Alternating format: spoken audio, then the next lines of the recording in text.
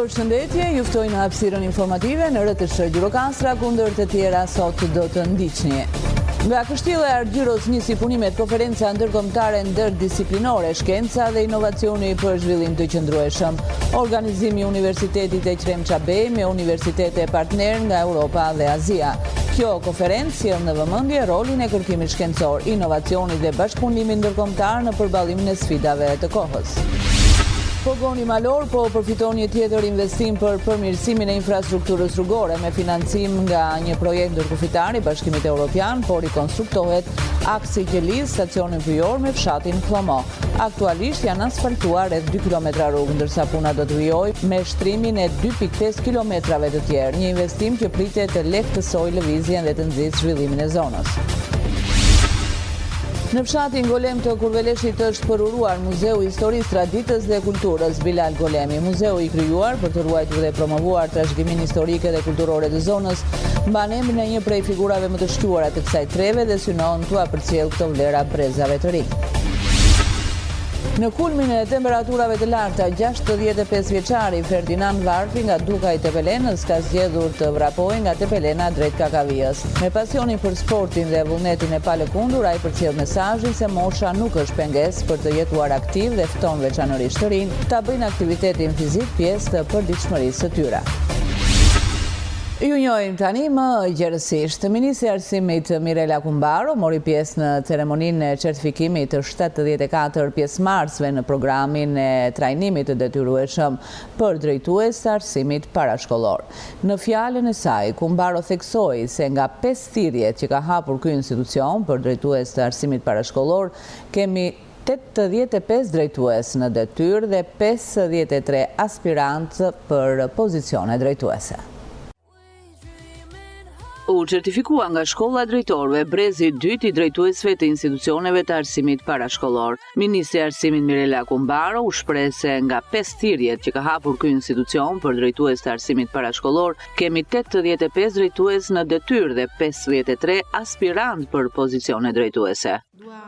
Nuk imagjinoj dot 10 vite të shkuara që për të drejtuar një kopësht nuk mjafton vetëm të kesh bërë një shkollë, madje po të shkoj edhe vite më përpara as shkollën përkatëse, po mjafton të sidomos të jesh një grua dhe mjafton që të jesh një edukatore kopshti çerte apo parashkollori. Përkundrazi, ju jeni prova më e mirë e besimit tek dia.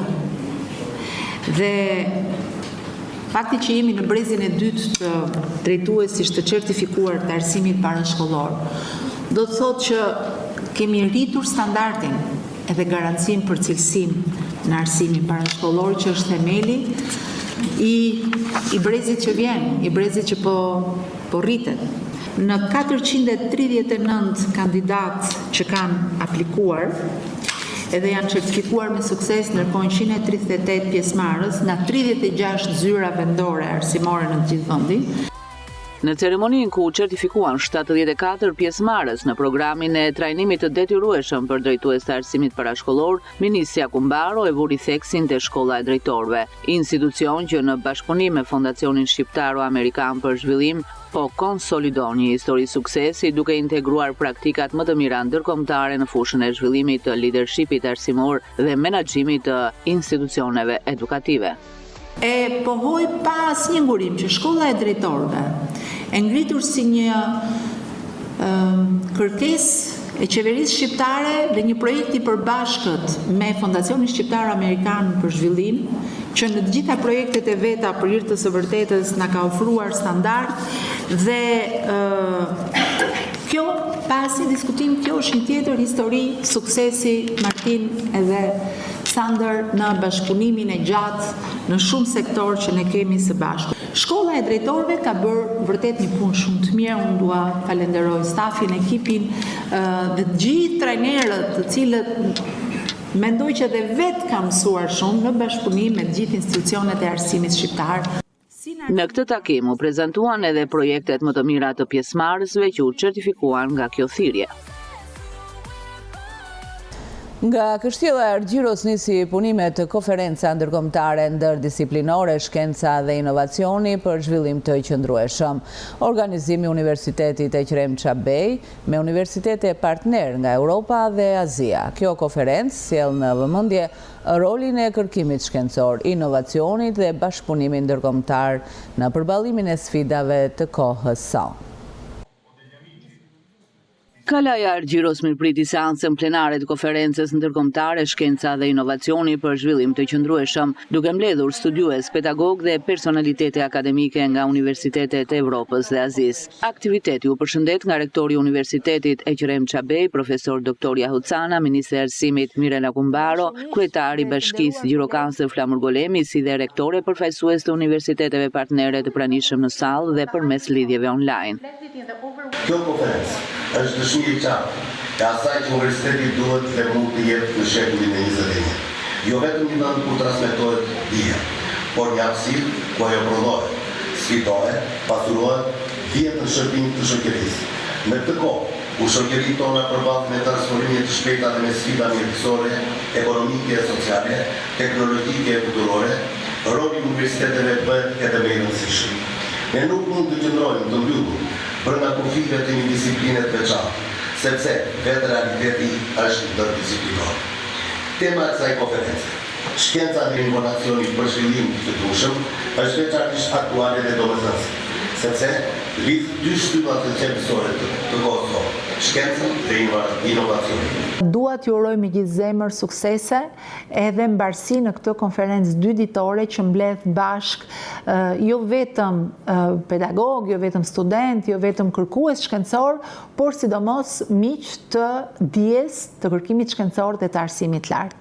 Do të qenë një moment shumë të rëndësishëm për arsimin e lartë, kur ne kemi filluar punën për rishikimin e ligjit të arsimit lartë mbas 10 viteve përvojë të akumuluar nga të gjitha institucionet e arsimit lartë dhe për të bërë një hap përpara, sidomos në drejtim të ndërkombëtarizimit dhe në drejtim të profilizimit të universiteteve. E me këtë rast dua dhe të falenderoj dhe të përgëzoj Universitetin e Gjirokastrës dhe atë të Piemontes që sapo kanë bërë dhe një program të përbashkët në nivelin bachelor në infirmierit përgjithshme dhe ishte kënaqësi e imja që në fund të analizës së këtij aplikimi të firmos miratimin e Ministrisë së Arsimit për një program të tillë të përbashkët, të cilit i uroj rrugë të mbar si në Piemonte kështu edhe në Gjirokastër.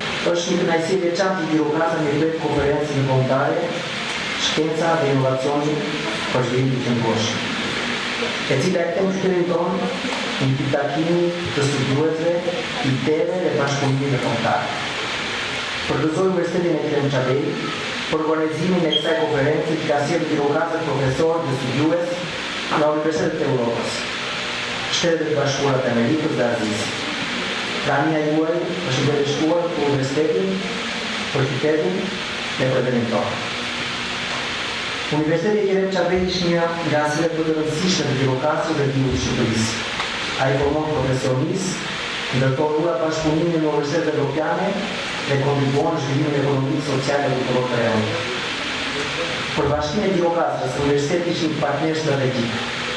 Do të vazhdojmë të mbështesim çdo nismë që lidh dijen dhe zhvillimin e komunitetit, promovojmë inovacionin dhe krijojmë më shumë mundësi për të rinjtarët, sepse besojmë se investimi i mirë për të ardhmen është investimi i tillë. Në vijim, ligjëruesit e ftuar nga universitetet e Evropës dhe Azisë mbajtën prezantime mbi zhvillimin e qëndrueshëm, inteligjencën artificiale, inovacionin dhe arsimin e lartë. Tema ime është mbi shndërrimin e vajit të ullirit në trashëgimi kulturore në Pulje. Do me thënë, mënyra se si disa lloje të vajit të ullirit konsiderohen si tipike të Puljas. Pse po shndërrohet në diçka që ka një lidhje të ngushtë vendore me Puljen dhe çfarë lloj ideologjish vjen në lëvizje nga kjo lloj lidhje? Pra, kjo është pjesë e një projekti më të madh mbi shndërrimin e ushqimit në trashëgimi kulturore në Pulja. Do me thënë, mbi mënyrën se si përmes komunikimit, përmes filmave, përmes gazetave, ushqimi shndërrohet në diçka rreptësisht lokale. Ushqimi që ne konsumojmë bëhet tipik për një rajon të caktuar dhe arrin të konsiderohet tipik edhe nga njerëzit prej vendeve të tjera dhe kështu vlerësohet në këtë mënyrë. Sot konferenca vijon në ditën e dytë të saj në ambientet e Universitetit Ekrem Çabej. Gjirokastra avion të tërheq vizitor nga vende të ndryshme të Europës. Turistë nga Zvicra dhe Italia shprehen të mahnitur nga pejsazhet, trashëgimia kulturore, ushqimi tradicional dhe mikpritja shqiptare. Kalaja mbetet destinacioni më i preferuar i grupeve turistike që vizitojnë qytetin e Gurtë. Ministri i Arsimit Mirela Kumbaro, njëherë është drejtuese politike e Partisë Socialiste për qarkun Gjirokastër, ndau në rrjetet sociale për shtypjet e turistëve të cilët po vizitojnë qytetin e Gurtë. Vizitorë nga vende të ndryshme të Europës shprehen të impresionuar nga pejsazhet, plazhet dhe trashëgimia kulturore. First time in Albania, so really enjoy the nature, so the Vjosa River, and also like nice gorges. And this is the first time now here in Gjirokastra. Enjoy the nature and also go for the historic stuff. Yeah. Një çift turistësh nga Zvicra tha se gjatë 6 ditëve të qëndrimit në Shqipëri kanë vizituar jugun e vendit, duke mbetur të mahnitur nga plazhet, ushqimi tradicional dhe mikpritja. Hello, I'm Leah. I'm Samir. We are from Switzerland and we are first time in Albania for 6 days and we started our road trip in the south and we love the beaches, lots of nature, Good food, hospitality and we ended our trip here. Come to Albania. It's perfect. It's nice. Ndërkohë, një tjetër vizitor vlerësoi natyrën, kulturën dhe njerëzit. היי, אני חגית מישראל, פעם ראשונה שלי באלבניה. המראות פה מטורפים, הנופים משגעים, האנשים הכי מקסימים שיש וקיימים בעולם. ממש ממש ממליצה לבוא ולהגיע לפה מכל הלב. הגעתי דרך קורפו, ממשיכה מפה עד המרכז לטיראנה. ממש ממליצה, ארץ מדהימה. Edhe një familje nga Italia ndau përvojën e saj në Shqipëri. Italia, è la prima volta in Albania e abbiamo fatto la strada in nave da Brindisi, siamo arrivati a Valona e siamo arrivati, alloggiamo a Saranda e in questi giorni abbiamo visitato la spiaggia di Borch, molto bella, e poi abbiamo visitato Saranda e la spiaggia e Ksamil. E Saranda e Ksamil sono molto affollate, molto turistiche, però il mare è molto bello. E oggi siamo venuti a visitare Gjirokastër, che è molto affascinante per la sua storia e soprattutto il castello, da visitare e da non perdere. Kalaja vazhdon të mbetet monumenti më i preferuar për të vizituar nga grupe turistike vendase dhe të huaja për gjatë guidave dhe udhëtimeve të tyre në zonën e Gjirokastrës. Pogoni Malor po përfiton një tjetër investim për përmirësimin e infrastrukturës rrugore. Me financim nga një projekt ndërkufitar i Bashkimit Evropian, po rikonstruktohet aksi që lidh stacionin pyjor me fshatin Hlomo. Aktualisht janë asfaltuar rreth 2 kilometra rrugë, ndërsa puna do të vijojë me shtrimin e 2.5 kilometrave të tjerë, një investim që pritet të lehtësojë lëvizjen dhe të nxjisë zhvillimin e zonës. Energjit e projekteve ndërkufitare të Bashkimit Evropian tashmë po prekin edhe pogonin Malor në Bashkinë e Tropullit. 1.490.000 euro do të investojnë nëpërmjet këtij projekti në 3 bashki. Konkretisht, në njësitë vendore të Gheorghios Karaskakis dhe Xumerga të rajonit e Epirit në Greqi, si dhe në njësinë administrative pogon të Bashkisë së Tropullit. Prej stacionit pyjor dhe deri në Çatistër është një rrugë e vështirë, e cila vitet e fundit është përmirësuar ndjeshëm. Tashmë janë asfaltuar 2 kilometra deri te ura e Zalus, ndërsa pritet të shtrohen me beton 2.5 kilometra të tjerë, drejt fshatit karakteristik të Hlomos. Ky investim sjell edhe reagimet e disa banorëve të zonës së Pogonit. Gjykoj shumë pozitiv dhe jo vetëm kaq, edhe copat të tjera që do bëhen, për shembull janë bërë nga Apoliçani në Shopik, edhe janë bërë dhe do bëhen.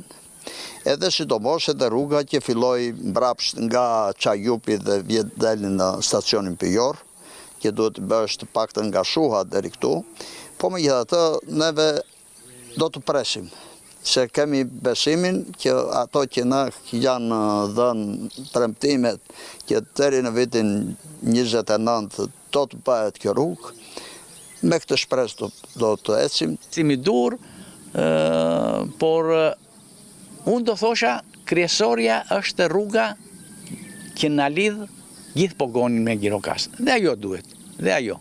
Bashkia e Dropullit dhe e Pogonit, këtë që kanë bërë me Inderek 4 me Evropën, me çfarë kanë bërë punë atyre, i japë vlerësim shumë të madhe që kanë dhënë për Pogonin, për të cilën u bë rruga e mirë, pavarësisht se nuk ka mbaruar, po do mbaroj. Njëkohësisht, ka përfunduar faza e parë e investimit të qeverisë shqiptare nëpërmjet Fondit të zhvillimit në rrugën e bardhë të segmentit Selç stacioni Pijor, ndërsa së shpejti fillon investimi duke kompletuar shtrimin e rrugës me beton në segmentin Pika Kofitare e Sopik Poliçan, fal një bashkëpunimi të Bashkisë Dropull me Ministrinë e Jashtme të Greqisë. Kushtet e favorshme klimatike dhe kujdesi i fermerëve pritet të ndikojë pozitivisht në prodhimin e këtij viti të ullirit dhe vreshtarisë në rrethin e Tepelenës. Specialistët e bujqësisë vlerësojnë se deri tani ecuria e kulturave është e mirë, ndërsa u bëjnë thirrje fermerëve të kryejnë në kohë trajtimet e nevojshme për mbrojtjen nga sëmundjet dhe dëmtuesit. Fermerët në rrethin e Tepelenës kanë nisur punimet për mbarvajtjen e kulturave të ullirit dhe vreshtarisë në një periudhë të rëndësishme për ecurin e prodhimit. Sipas specialistëve të bujqësisë, kushtet klimatike dhe vëzhgimet e kryera deri tani në terren tregojnë se pritet një sezon i mbar për të dyja kulturat. Në këtë fazë, specialistët rekomandojnë monitorimin e vazhdueshëm të parcelave dhe ndërhyrjen e menjëhershme me trajtimet e nevojshme në rast të shfaqjes së sëmundjeve apo dëmtuesve për të shmangur dëmtimin e prodhimit. Tani është sezoni që merren me kulturën e ullirit, që presin që një prodhim të mirë si vjet të ulliri, dhe një prodhim të mirë tek breshti, tek rrushi. Deri tani është shumë pozitive ecuria e këtyre kulturave. Tani tek rrushi po kryen shërbimin e tarjes dhe e spërkatjes nga brugu dhe hiri. Dhe te ulliri është momenti që i lidhjes kokrës dhe i bëjnë shërbimet e domosdoshme. Përveç shërbimeve agroteknike, bëjnë edhe shërbime me spërkatje, por ne i kemi këshilluar që spërkatje të bëhet në momentin e dur dhe në kohën e dur, jo se duhet bërë spërkatje, por në momentin kur shfaqet sëmundja ose kur shfaqet dëmtuesi. Dhe sa më pak spërkatje, aq më pozitive është edhe cilësia e prodhimit që do të dalë. Ata theksojnë se këshillimi me agronomët ndihmon fermerët të zgjedhin pesticidet e duhura dhe të shmangin përdorimin e pakontrolluar të tyre.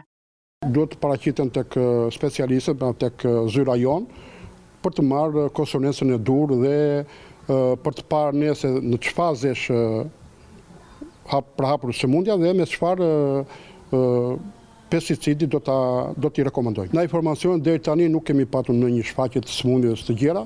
Mund të filloj brugu tek rrushi, po thash është shumë pak, koha është mirë, premtojnë për një prodhim të bollshëm si vjet tek thash te ulliri dhe tek vreshti.